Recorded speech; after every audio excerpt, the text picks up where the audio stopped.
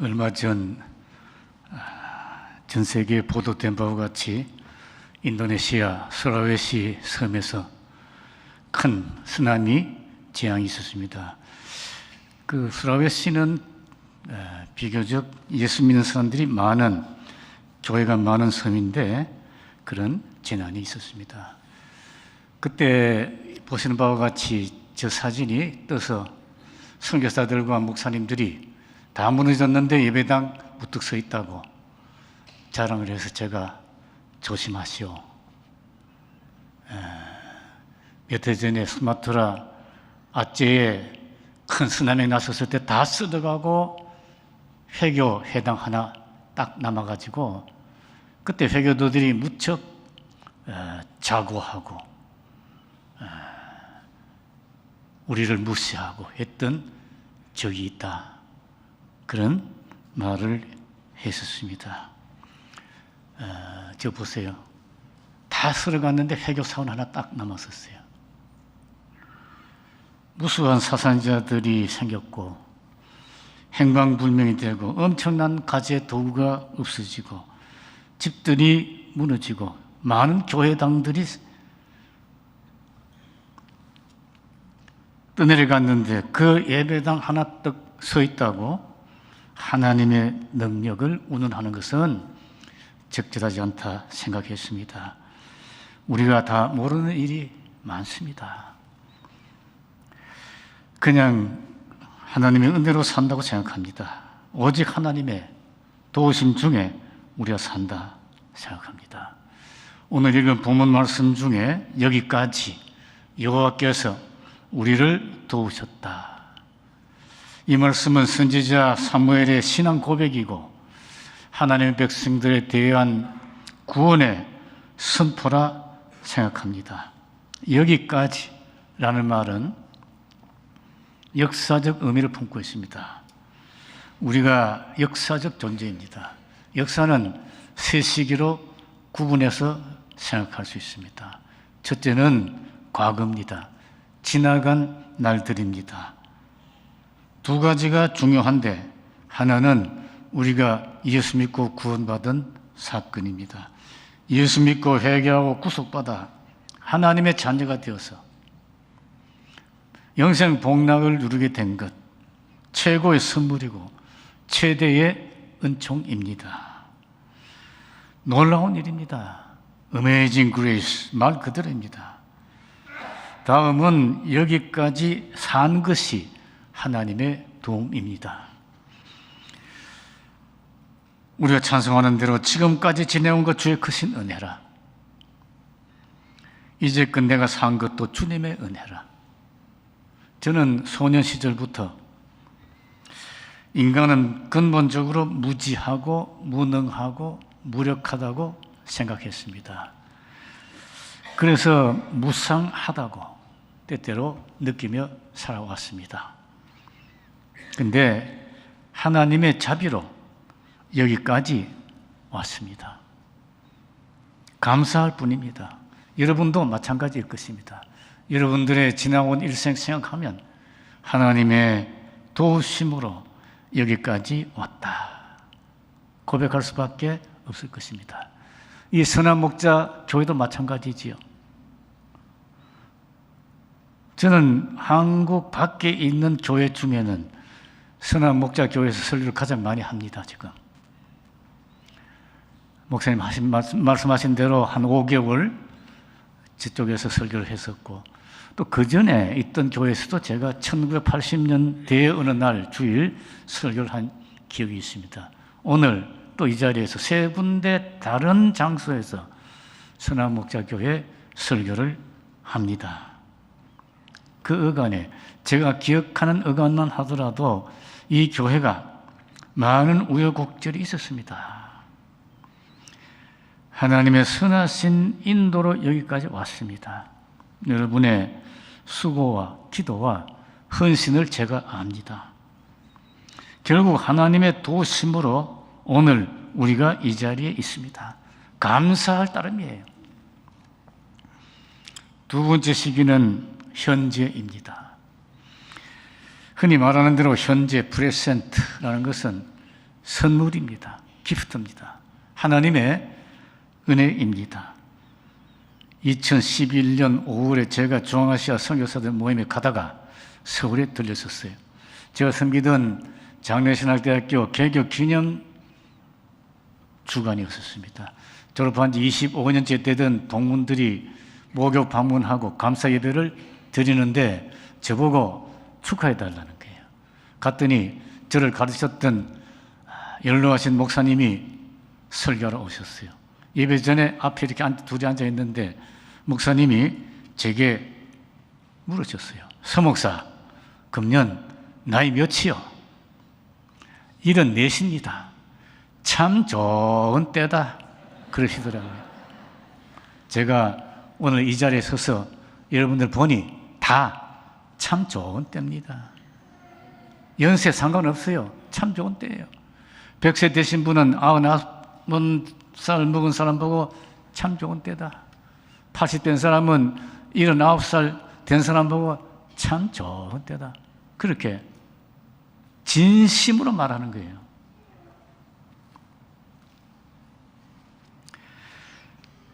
그리고 지금 우리는 참 좋은 곳에 와 있습니다. 이 자리는 우리가 지금 누릴 수 있는 최고 최상의 현실입니다. 아무나 그리고 우리가 당연히 누릴 수 있는 복이 아닙니다. 믿음과 건강과 여러 조건이 허락되어 우리가 지금 이 혜택을 누리고 있습니다. 이 믿음은 하나님의 특별하신 선물이고 건강도 선물이고 여기까지 올 수 있는 모든 조건들도 하나님의 은총입니다. 보고 듣고 먹고 마시고 앉고 일어나고 움직이고 말하고 생각하고 웃고 울고 하는 이 모든 것이 다 하나님의 은혜입니다. 중국 속담에 공중을 날고 물 위를 걷는 것이 기적이 아니고 땅 위를 걸어다니는 것이 기적이라는 말이 있다고 합니다. 사실이에요. 아무나 걷습니까? 그냥 걷습니까? 저는 지난 주간에 병원에 2번 갔다 왔어요. 월요일, 수요일. 발 때문에. 처음으로 발병원에 가봤는데 발 때문에 병원에 온 사람들도 많더라고요. 우리가 차를 운전하고 걸어서 이 자리에 모여 예배 드린다는 이 현실은 특별한 현실입니다. 2001년 9월 11일 우리가 아는 바와 같이 뉴욕의 쌍둥이 빌딩이 과격한 모슬렘들의 공격을 받았었습니다. 불타고 무너질 때 그 건물 속에 나오지 못하고 무거운 물체에 눌려 죽어가던 한 여인이 있었어요. 불은 타오르고 무너지고 사람들은 아우성을 치고 나가고 그런데 자기는 무거운 물체에 깔려서 옴짝달싹할 수 없었어요. 몇 가지 생각이 그냥 머릿속을 지나갔다고 합니다. 죽는구나. 이렇게 죽는구나.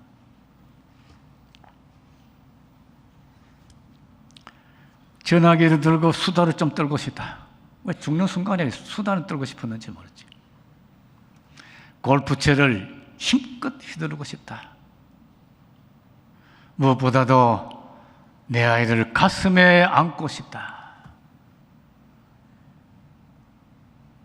전화, 수다 떠는 것, 골프채 휘두르는 것, 자동차를 몰고 하이웨이를 질주하고 싶다. 그런 말도 있어요. 하는 것. 내 아이를 가슴에 안는 것. 그냥 일상적으로 우리가 하는 일들입니다. 그러나 사실은 누구나 아무 때나 마음대로 할 수 있는 일이 아니에요.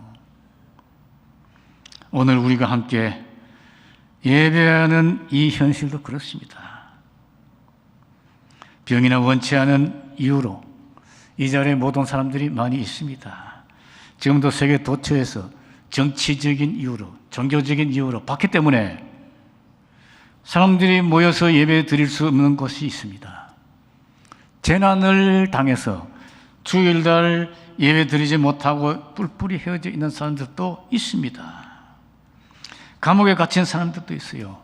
병원에 입원해 있는 사람들도 있습니다. 군대에 간 사람들도 있습니다. 우리는 하나님의 특별하신 현실 속에서 지금 함께 얼굴과 얼굴을 맞대고 기도하고 찬양하고 하나님의 말씀을 나누며 예배 드리고 있습니다. 어마어마한 복입니다. 에베네셀 하나님의 도우심입니다. 마지막으로 미래입니다. 미래는 미지의 길입니다. 언제 어디서 어떻게 끝날지 무슨 일이 있을지 우리는 전혀 알 수 없습니다. 사실은 제가 10월 첫째 주일에 설교하게 돼 있었어요. 목사님 전화를 그렇게 주셨어요. 여기 온 지가 3년째 되는 주일인데 좀 의미 있는 주일이니까 와서 설교를 해 주십시오 그러시더라고. 그래서 오지요 그랬어요. 그때는 목사님 부흥에 가시는 줄 몰랐어요. 얼마 있다가 전화를 주셨어요. 아이고 부흥에 가야 되는데 자기가 없는 주일에 와서 설교해 주시면 좋겠습니다. 그래서 오늘 온 거예요. 바로 몇 주 전 일인데 고 목사님도 몰랐고 나도 몰랐고 이렇게 된 거예요. 한치 앞을 내다볼 수 없는 인생입니다. 제가 얼마 전에 차 운전하는데 눈이 안 떠요. 눈이 감겨가지고 뜰 수가 없어요. 얼마나 힘이 드는지 아이고 큰일 날 뻔했어요. 깜짝 놀라서 깼는데 꿈이었어요. 꿈이었으니까 망정이지. 천만다행이지. 하이웨이에서 그랬으면 얼마나 힘들었겠어요. 큰 사고 났죠. 앞길이 캄캄하다는 말이 있습니다. 볼 수 없는 길을 간다는 게 힘들어요. 그런데 우리의 미래가 미지의 세계입니다. 감사한 것은 아주 깜깜하지 않습니다. 빛이 있기 때문입니다. 요한일서 9장에 예수님이 세상의 빛이라 했습니다. 예수님을 증거하는 성경이 우리의 길이요 진리요 생명의 말씀입니다. 그 말씀을 의지하고 순종하는 것이 미지의 미래를 세상을 살아가는 비결입니다. 원리입니다. 위대한 신앙의 위인들이 선조들이 다 그렇게 걸어갔어요. 다음 주일이 정교개혁 501년을 기념하는 주일입니다. 1517년 10월 31일 독일의 비텐베르그 신학교 교수였던 34세 청년 마르틴 루터가 1000년간 유럽 천하를 지배해온 그 세력의 중심이었던 거대하고 강력한 교황과 교황청과 당국자들을 문제 삼아 95개조를 교회 문에 붙인 것이 발단이 되어 종교의 개혁이 불이 붙었습니다. 그때까지 유럽은 교황과 황제들과 그들이 모여서 회의하는 의회, 카운슬, 이 세 권력 집단이 교회와 천하를 지배했습니다. 억압적으로 지배했습니다. 부패하고 타락한 세상을 만들었습니다. 34세 청년 마르틴 루터가 없었더라도 종교개혁은 일어났을 것이다. 그러나 그가 없었다면 우리가 역사에서 본 바와 같은 그런 계획은 일어나지 않았을 것이다. 어떤 교회 역사가 말을 했는데 저도 동의합니다. 1521년 4월에 황제와 교회 당국자들과 그 지역 지배자들이 워험스에서 모여서 루트를 소환했습니다. 그리고 그에게 그가 주장하는 모든 것을 취소하라고 강요했습니다. 그 위협 앞에서 청년 말틴 루터가 대답한 말과 기도와 행동과 그 후에 한 일들이 교회 역사뿐 아니라 유럽 그리고 전 세계의 역사를 바꾸었습니다. 거부하면 약 100년 전에 체코의 얀 후스가 당했듯이 화형에 처해질 것이 거의 확실한데, 자타가 다 알았는데 죽음을 각오한 듯이 루터가 대답했습니다. 내 양심, 나의 양심이 하나님의 말씀에 결박되어 있습니다. 성경에 근거한 명확한 이승에 의해 제 과오가 입증되기 전까지 저는 취소할 수 없고 또 아니할 것입니다.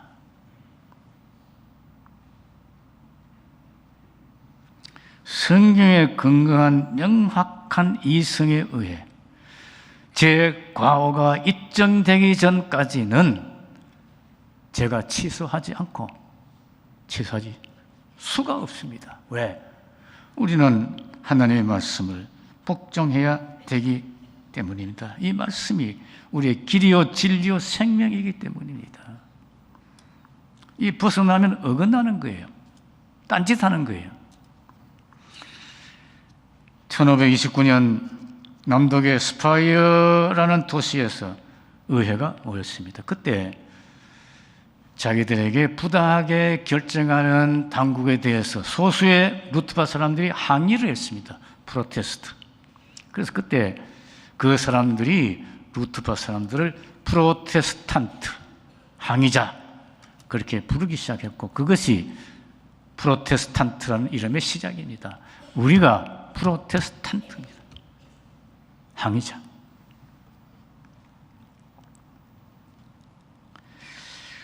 수파이어에 있는 프로테스탄트 기념교회에 웜스 회의 때 루트가 했다는 기도문 위에 루트의 동상이 서 있습니다.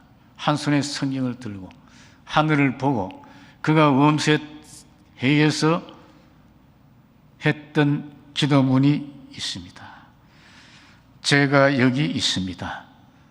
저는 달리 할 수 없습니다. 하나님이여 저를 도와주시옵소서. 제가 여기 있습니다. 제가 성경을 거슬러 아무것도 할 수 없습니다. 저를 도와주시옵소서.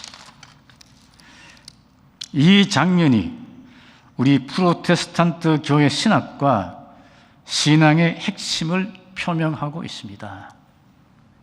성경이 우리의 삶의 최고의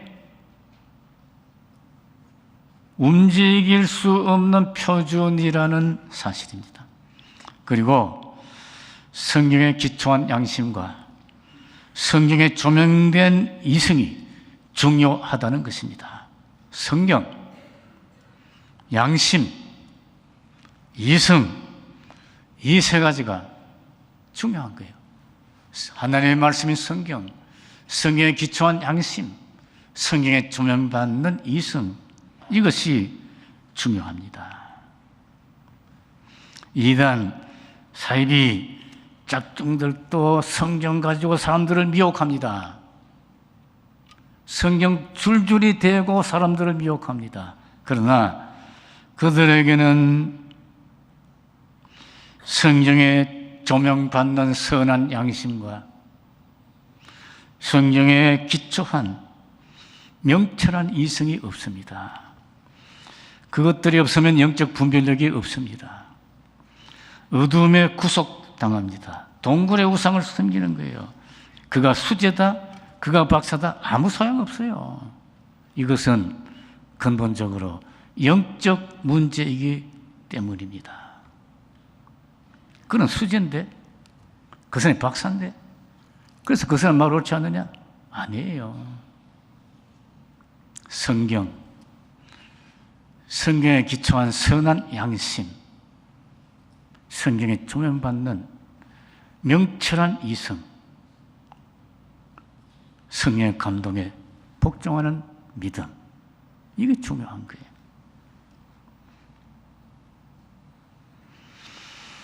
그래서 우리가 찬송하는 대로 캄캄한 밤에 다닐지라도 주께서 나와 나의 길 되시고 나에게 밝은 빛이 되시니 길 잃을 염려 없네. 그걸 찬송하는 거예요. 요한에서 1장 5절의 말씀대로 하나님이 빛이십니다. 그의 말씀이 길입니다. 그 길이 하나님의 사람들이 걸어간 길이고 하나님이 함께 하시는 길이고 우리가 따라가야 될 아브라함과 이삭과 야곱과 선지자들과 사도들과 계획자들과 믿음의 선진들이 걸어간 길이었습니다. 그런데 여기서 우리가 한 가지 명심해야 될 것이 있습니다. 대단히 중요해요. 아니면 미혹받기 쉽습니다. 이탈하기 쉽습니다. 이 길이 아브라함과 이삭과 야곱과 선지자들과 사도들과 계획자들과 우리의 믿음의 선조들이 걸어간 이 길이 항상 만사 형통하고 쾌청한 길이 아니다 라는 사실을 우리가 알아야 한다는 것입니다. 길은 오르막 내리막 있고 날씨는 흐린 날, 좋은 날, 폭풍과 부는 날이 있습니다. 우리 인생 행동도 마찬가지입니다. 우리가 병들었다, 기도해야지요. 우리가 사업 시작한다, 기도해야지요. 당연한 거죠. 병 낫고 사업 잘 되면 감사해야지요. 당연한 거예요. 동시에 우리가 알아야 될 거 있어요. 기도해도 병이 안 나을 수 있어요. 기도하고 시작한 사업이 망할 수도 있어요. 우리 수십 년 살아봤으면 다 알 건 아니에요. 지금은 모르겠어요. 1990년대까지 PCUSA 교회에서 가장 큰 교회가 아틀란타 조지아에 있는 피치트리 장로교회입니다. 미국 교회입니다. 큰 교회입니다. 굉장히 부흥한 교회예요. 헬링턴 목사님이 참 위대한 설교자였어요. 훌륭한 목사님이었어요. 제가 한 번은 목사님 방에서 이야기를 하고 있는데 전화가 왔어요. 전화를 받으셨어요. 놓고 이렇게 말씀하셨습니다. 간암 환자인데 우리 교인 목사로서 참 힘든 것은 우리가 어떤 병에 걸린 사람을 위해서 기도할 때 어떤 이는 낫고 또 어떤 이는 낫지 않는다. 사업을 시작하는 사람들에게 가서 우리가 기도하고 예배드리는데 어떤 이는 크게 번성하고 어떤 이는 실패한다. 이것을 목사가 마음대로 할 수 없다. 이것이 괴롭다. 여러분, PCUSA 당대 최대의 교회 목회자가 한 고민이에요. 그렇죠. 예수 믿고 기도하면 병 낫는다. 복 받는다. 만사 형통한다. 그렇기도 하고 안 그렇기도 한 거예요. 그것이 복음의 진수는 아닙니다. 복음의 진수는 아니에요. 일리는 있지만은 온전한 진리는 아닙니다. 일리는 있으나 나머지 모두가 아닐 수도 있기 때문입니다. 그럴 때 이 일리는 거짓말보다 더 나쁩니다. 왜? 근본적이고 본질적인 파멸을 초래할 수 있기 때문입니다. 일반적으로 거짓 선지자들과 사이비들과 비정상적인 종교 지도자들이 사람들을 오도하고 파멸시킬 때 이렇게 많이 했어요. 아브라함은 하나님을 순종하여 본토 친척 아비 집을 떠남으로 오히려 기근을 만나 고생했고 여러 가지 곤란을 당했었습니다. 마지막에는 아내가 세상을 떠났는데 장지가 없어서 이방인들에게 장지를 부탁하고 하는 일을 아브라함이 겪었어요. 야곱은 하나님이 함께 하신다. 그래서 살았는데 전진했는데 나중에 자기 일생을 묻는 애굽의 바로 앞에서 네 나이 몇이냐? 그때 대답이 제 나그네 세월의 인생길이 130년이었습니다. 참으로 험악한 일생이었습니다. 하나님이 함께 하셨는데 어떻게 험악한 일생이었다고 말할 수밖에 없었는지. 그러나 하나님이 함께한 일생이었습니다. 좀 험악했어요. 그래도 선지자들과 사도들과 계획자들을 위한 많은 하나님의 사람들이 그렇게 비슷한 인생 행로를 살았습니다. 생사병로는 모든 사람이 겪는 일입니다. 인생은 산연한 인생고가 있고 생활고와 여러 가지 어려운 일들을 겪습니다. 우리 모두가 다 겪고 경험하고 아는 사실입니다. 한 가지 다른 것은, 특별한 것은 주님이 함께 하신다. 하나님이 함께 하신다. 그 사실이에요. 임마누엘, 에베네셀. 그래서 하나님이 함께 하시는 이 자체가 구원인 것이에요. 이것이 혜택이고 하나님의 배려고 선물이고 은혜고 승리인 것입니다. 우리 찬송할 때 이 죄송합니다만은 주보대로 안 하고 처음에 불렀던 찬송, 여기에 모인 우리, 그걸 했으면 좋겠어요. 북교도 삿포로에서 가장 기억에 남는 것은 빙점 등 소설을 쓴 뮤라 아야코의 문학관이었습니다. 그 안에 있는 그의 감동적인 어록들이었습니다. 이런 글이 있었습니다. 나는 한창 때인 24살 때부터 37살 때까지 13년 동안 병을 앓았다. 폐결핵과 척추 카리에스였다. 카리에스라는 것은 대단한 병이다. 깁스 침대에 누운 채 오른쪽으로도 왼쪽으로도 목조차 움직이지 못하고 식사와 배변도 누운 채로 해결해야 했다. 여러분, 13년 동안 이 목을 왼쪽 오른쪽 제대로 움직일 수 없는 깁스에 묶인 병자의 삶을 이분이 살았어요. 24살 때부터 37살까지. 참 자기 말 맞다는 한창 때. 그 후에 그렇게 쓰고 싶던 소설을 썼습니다. 그 응모했어요. 그래 놓고는 이렇게 기도했습니다.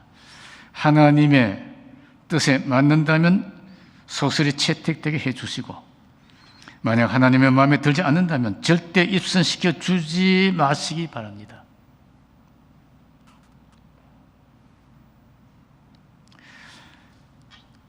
우리가 보통 유튜브 같은 데 보면, 또 다른 많은 교회들을 보면 이렇잖아요. 이런 일이 있으면 앞에 선 사람이 혹은 목사가 많은 경우 이렇게 말을 하더라고. 반드시 입선되리라 믿습니다. 할렐루야. 그러면 모두가 아멘. 그 때 아멘이라 그러더만. 일사불란하게. 여러분 조심하세요. 위험해요. 예수님께서 성경을 보면 예할 것은 예하고 아니라 할 것은 아니라 하라 그랬는데, 이거 헬라 말에는 그렇게 되어 있어요. 아멘 할 것은 아멘하고. 여러분, 아멘이라는 건 그거예요. 예할 것은 예하고 아닐 것은 아니라 그러는데, 요새 한국 교회 어떤 데 보면 때 아멘이 유행하고 있어요. 일사불란해. 믿습니까? 믿습니다. 할렐루야 나오면 그냥 일제히 아멘 아멘 하는데, 예배당안이 진동하는 것 같아서 굉장한 것 같지만 하나님께서 기뻐하실까? 저는 그렇게 생각해요. 우리 프로테스탄트는 성경에 조명된 선한 양심, 성경에 입각한 명철한 이성, 진정한 성령의 감동과 마에 순종하는 것, 이게 중요한 거예요. 저는 그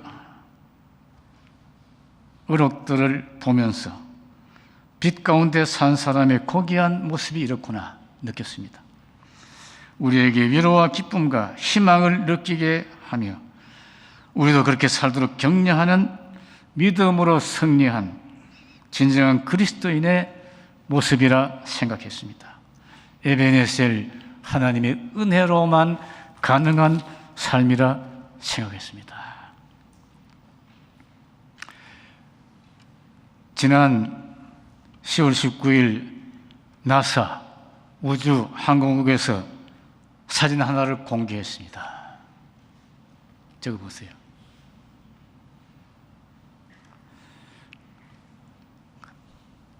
넓고 넓은 하늘에 은하의 한 모퉁이를 찍은 사진입니다.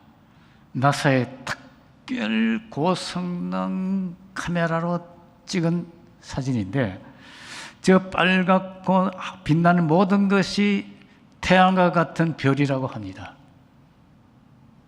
몇 개예요, 저게? 한 모퉁이를 찍은 거예요. 은하의 한 모퉁이를. 무수한 저 별들. 근데 우리가 보는 태양에서 지구로 그 빛이 오는데 약 8분 걸린다. 그렇게 기록되어 있어요. 보니까. 저는 잘 몰라요. 읽은 대로 말씀하는 거예요. 8분 걸린대. 저 태양에서 지구까지 빛이 오는데 약 8분. 근데 저쪽에서 지구까지 저 빛이 오는데 16만 년이 걸린대요. 16만 년. 그러면 이 우주 공간이 얼마나 넓다는 겁니까? 신비하고 놀라울 뿐이죠. 저는 며칠 전 누가 보내준 저 사진을, 그리고 간단한 설명서를 읽고 파스칼의 명상록에서 젊을 때 읽었던 한 글귀가 떠올랐어요. 이 장구한 세월 속에 왜 내가 지금 존재하는가? 이 무한한 공간 속에서 왜 내가 여기 존재하는가? 누가 나를 지금 여기에 배정했는가? 생각하면 전율을 느낀다 그랬어요. 우리가 지금 여기에 있습니다. 누가 우리를 지금 여기에 있게 했습니까? 누가 우리를 지금 여기까지 인도했습니까? 우리를 구원하시고 여기까지 도우시고 인도하신 하나님의 사랑을 감사합니다. 비록 미지의 세계가 남았으나 주님께서 우리와 함께 하실 것을 의지하고 감사합니다. 성부 하나님의 보호와 성자 예수 그리스도의 인도와 보혜사 성령님의 능력이 우리 모두와 함께 하시기를 기원하고, 우리가 한번 아까 그 찬송을 불렀으면 좋겠어요. 여기에 모인 우리. 근데 저기 가사를 보면 후렴에 주가 지켜주신다 그랬잖아요. 제가 오래전에 10수년 전에 카나다의 런던에서 설교를 하러 갔는데 저걸 찬송을 불렀어요. 근데 저 자막에 주가 지켜주신다 이걸 한자 잘못 풀이되었어요. 주가 지켜주신다. 그래서 주가 지켜주신다 하고 막 부르더라고요. 무슨 소리인지 알아요? 죽여주신다. 그래서 제가 설교하면서 하나님께서 때때로 우리를 지켜주시기 위해서 지켜주신다는 것을 말씀하신다. 여러분 어려운 분들 계십니까? 우리를 지키시기 위하여 하나님이 잠깐 지켜주신다는 생각을 하세요. 같이 찬송하십시다.